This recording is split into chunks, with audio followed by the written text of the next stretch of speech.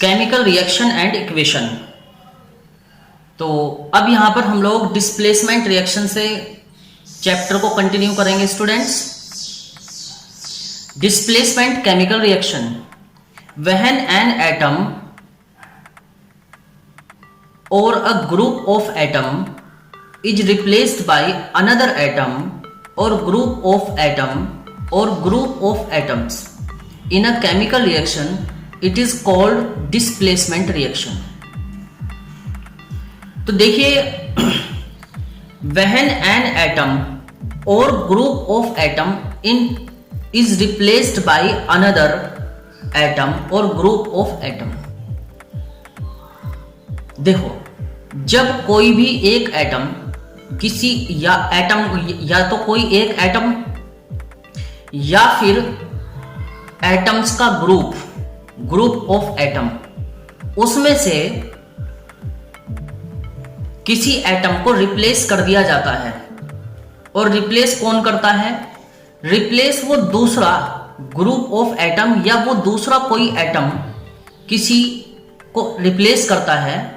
तो इस तरीके की केमिकल रिएक्शन रिप्लेसमेंट या डिस्प्लेसमेंट रिएक्शन बोली जाती है।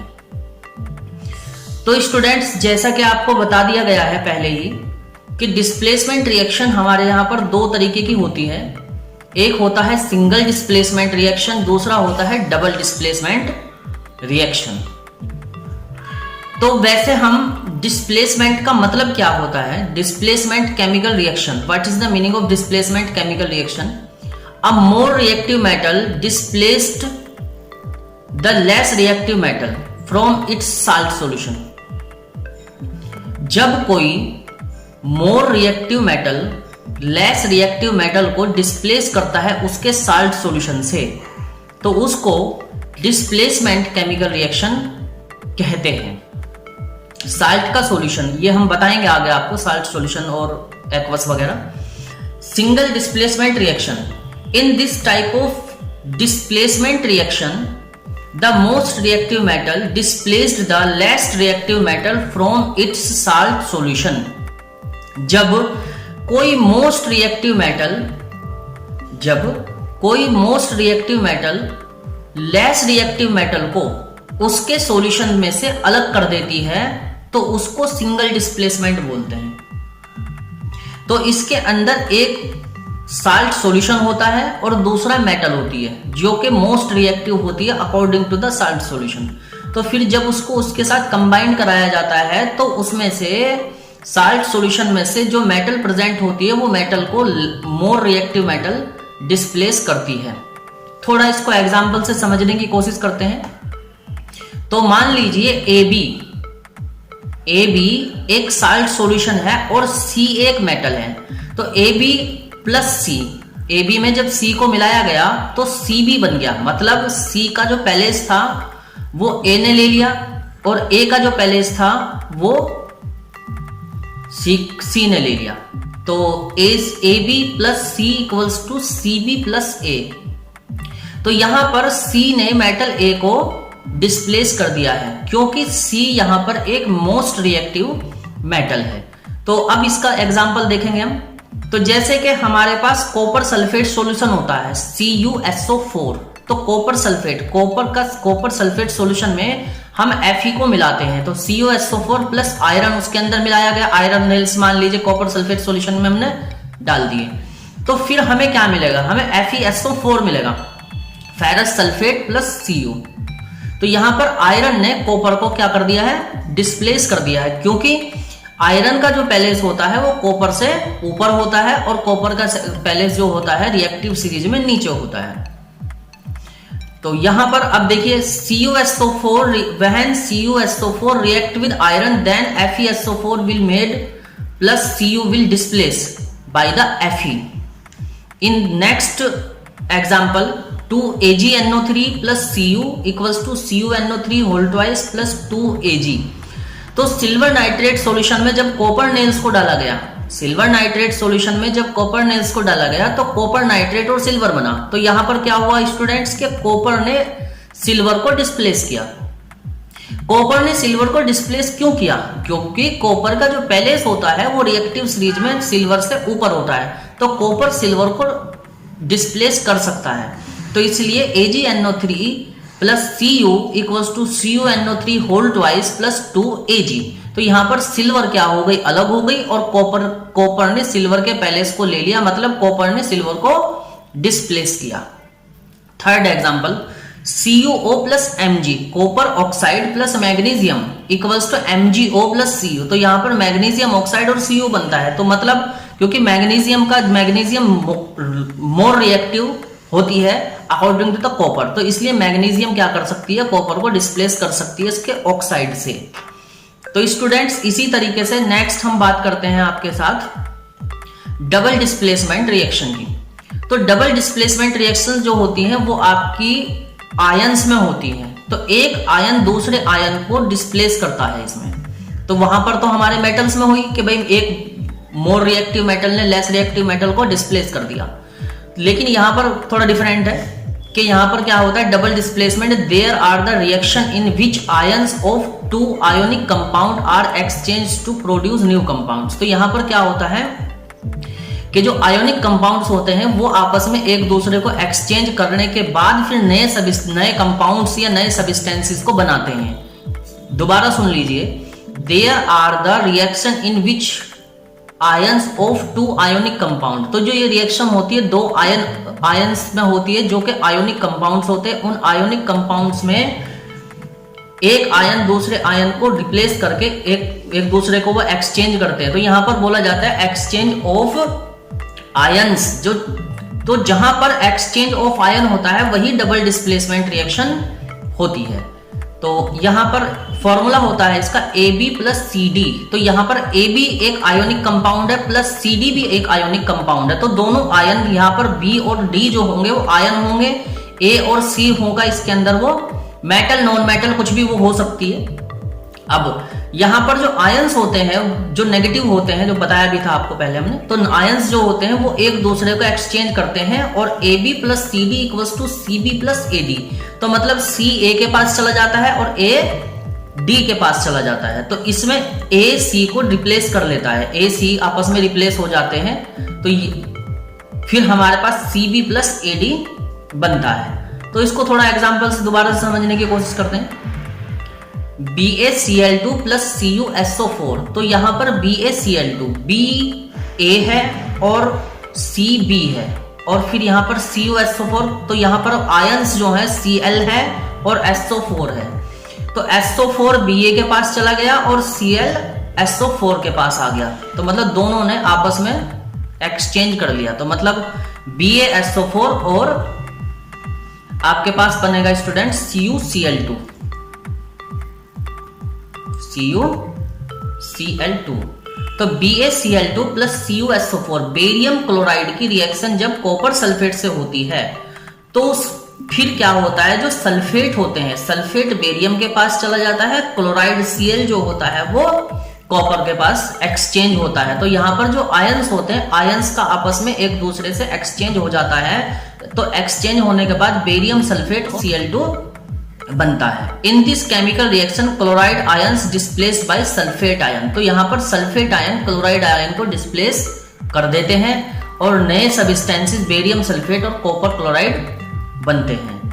फिर एक एग्जांपल से और दोबारा इसको समझने की कोशिश करेंगे। BaCl2 Na2SO4 equals to BaSO4 plus 2NaCl। तो यहां पर क्या हुआ है कि क्लोराइड सल्फेट ने फिर दोबारा से क्लोराइड को डिस्प्लेस किया है। तो यहां पर हमारे पास बेरियम सल्फेट और सोडियम क्लोराइड दोबारा बनता है। नेक्स्ट केमिकल रिएक्शन होती है student neutralization reaction. When a base react with acid a salt and water form and the reaction is called neutralization reaction.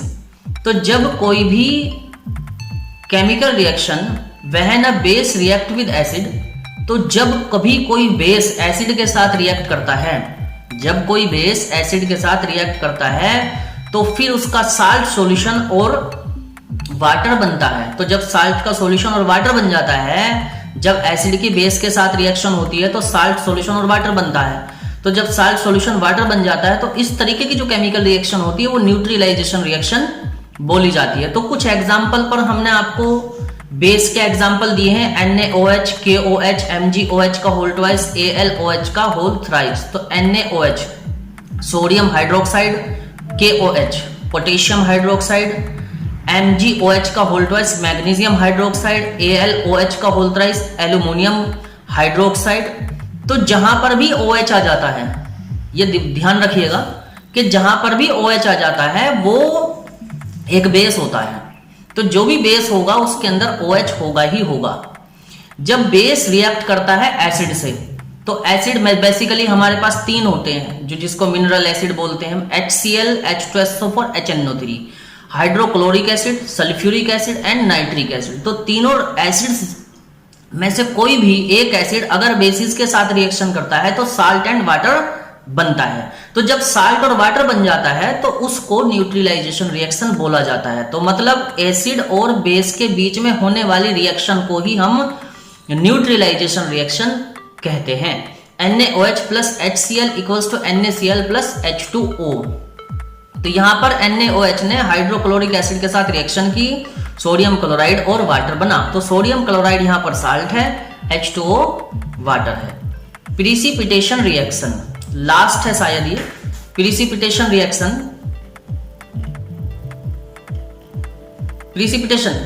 precipitation reaction is the type of chemical reaction in which two soluble salts in aqueous solution combine and separate a nude solid substance is called precipitation reaction। तो वो precipitation reaction होती है जिसके अंदर 2 soluble salt के जो aqueous solution है वो कंबाइंड होकर एक नए सॉलिड सब्सटेंस को सेपरेट कर देते हैं। तो वो एक प्रिसिपिटेशन रिएक्शन होती है। अब प्रिसिपिटेशन के मीनिंग को समझते हुए आपको बताता हूं। प्रिसिपिटेशन का मीनिंग होता है एक chemical process in which solid material is separated from a liquid. जब हम किसी लिक्विड में से किसी सॉलिड सब्सटेंस को अलग करते हैं। The chemical process which solid material या सॉलिड सब्सटेंस बात एक ही होती है। तो जब कोई भी वो केमिकल प्रोसेस जिसमें से सॉलिड मटेरियल को सेपरेट किया जाता है एक लिक्विड में से, तो उसको प्रिसिपिटेशन बोलते हैं। तो अब यहां पर आपके बीच में एक एक्वस आया है, एक्वस। तो क्योंकि जो डेफिनेशन बोली है हमने उसमें एक्वस का यूज हुआ है। तो एक्वस सॉल्यूशन क्या होते हैं? An aqueous solution is a solution in which the solvent is water. It mostly shown in chemical equation like AQ। तो किसी भी केमिकल इक्वेशन के अंदर जहां पर AQ लिखा रहता है तो उसको एक्वस सॉल्यूशन बोला जाता है। तो एक्वस सॉल्यूशन कब बनता है? एक्वस सॉल्यूशन तब बनता है स्टूडेंट्स जब उसके अंदर हम पानी में किसी भी सब्सटेंस को घोल लेते हैं। तो जितने भी घुले हुए सब्सटेंसेस वाटर के अंदर डिसोल्व हुए हुए होते हैं तो उसको हम एक्वस सॉल्यूशन बोलते हैं, जिसके अंदर पानी एक सोलवेंट, वाटर एक सोलवेंट होता है।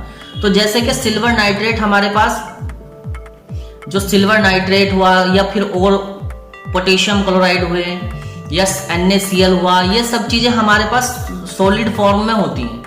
फिर हम इनको वाटर में डिसोल्व करने के बाद एक्वस उसका बनाते हैं। तो जैसे कि मान लीजिए नमक को हमने पानी में घोल दिया, तो नमक पानी में जब घुलेगा तो टेबल साल्ट को जब हम पानी में घोल देंगे तो घुलने के बाद जो बनेगा वो एक्वस बोला जाएगा, क्योंकि उसको वाटर में घोला गया है। तो जब भी किसी भी सब्सटेंस को वाटर में घोलकर उसको घोल को बनाया जाता है तो उसको हम एक्वस बोलते हैं।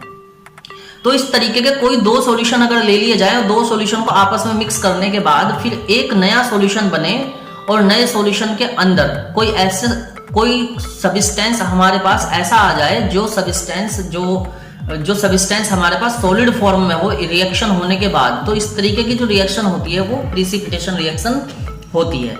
एग्जाम्पल के तौर पर देखेंगे आप AgNO3 सिल्वर नाइट्रेट का एक एक्वस है जिसको हमने KCl में मिलाया है, KCl या KCl को AgNO3 में मिलाया है। तो जब हम AgNO3 में KCl को मिलाते हैं तो सिल्वर क्लोराइड सॉलिड बनता है और KNO3 अलग हो, KNO3 बनता है। तो यहां पर आप देख रहे होंगे कि AgNO3 यहां पर एक एक्वस है, तो उसकी रिएक्शन KCl के साथ कराएगी कि पोटेशियम क्लोराइड भी एक एक्वस है। तो दोनों में रिएक्शन जब हो गई है स्टूडेंट्स तो AgCl बना है कि सिल्वर क्लोराइड बना। तो सिल्वर क्लोराइड यहाँ पर सॉलिड बैठ गया नीचे, तो यहाँ पर एक AgCl जो है वो सॉलिड बनता है। तो जो भी कोई चीज सॉलिड सब्सटेंस में बनकर बाहर आ जाती है किसी भी केमिकल इक्वेशन के अंदर, तो उस केमिकल इक्वेशन को हम लोग प्रिसिपिटेशन रिएक्शन बोलते हैं। सेट अब लास्ट हमारे पास टॉपिक है students oxidation and reduction. Oxidation क्या है, gain of oxygen and loss of hydrogen is called oxidation. जब किसी केमिकल रिएक्शन के अंदर ऑक्सीजन का गेन हो जाए और हाइड्रोजन का लॉस हो जाए तो वो केमिकल रिएक्शन ऑक्सीडेशन बोली जाती है। और जब रिडक्शन उसको बोलते हैं जिसमें हाइड्रोजन गेन हो जाए और ऑक्सीजन का लॉस हो जाए। तो जब ऑक्सीजन लॉस होती है और हाइड्रोजन गेन होती है तो रिडक्शन होता है, जब ऑक्सीजन गेन होती है और हाइड्रोजन का लॉस होता है तो ऑक्सीडेशन होता है। तो रिडक्शन और ऑक्सीडेशन के एक एक एग्जांपल पर हम बात कर लेते हैं students. Reduction CuO plus H2 equals to Cu plus H2O।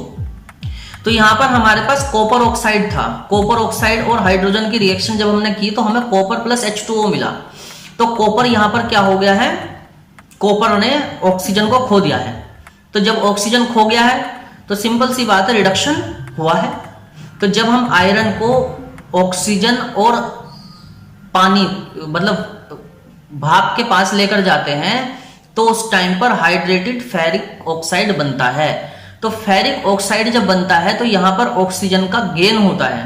तो जब एक ऑक्सीजन गेन हो जाता है तो वहां पर ऑक्सीडेशन होता है, और जब हाइड्रोजन लॉस होता है तो भी ऑक्सीडेशन होता है। तो स्टूडेंट्स आगे हम नेक्स्ट टॉपिक में आपको बताएंगे कि केमिकल रिएक्शन और केमिकल रिएक्शंस को किस तरीके से हम बैलेंस करते हैं, balancing of chemical reaction. Next video आपके लिए बहुत यूजफुल होने वाली है। Keep watching Siddharth Chauhan YouTube channel.